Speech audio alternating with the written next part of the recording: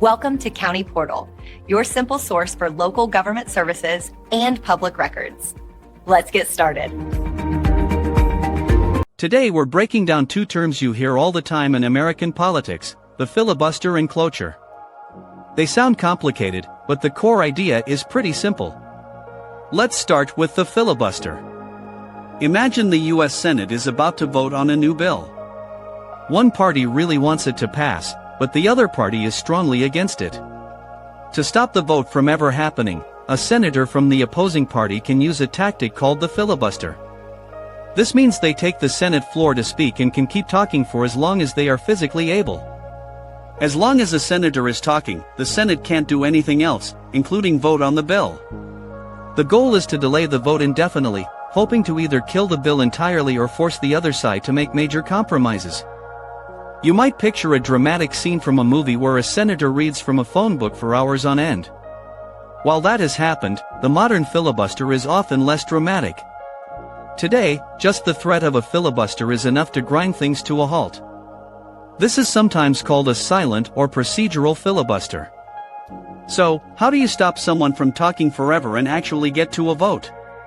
That's where cloture comes in. Cloture is the only formal procedure the Senate has to end a debate and break a filibuster.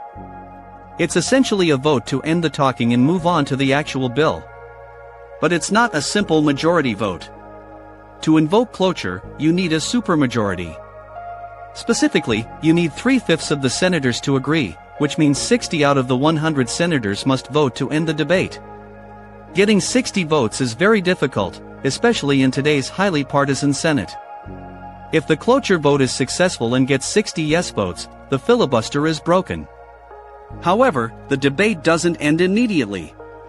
It's then limited to a maximum of 30 more hours, after which a final vote on the bill must take place.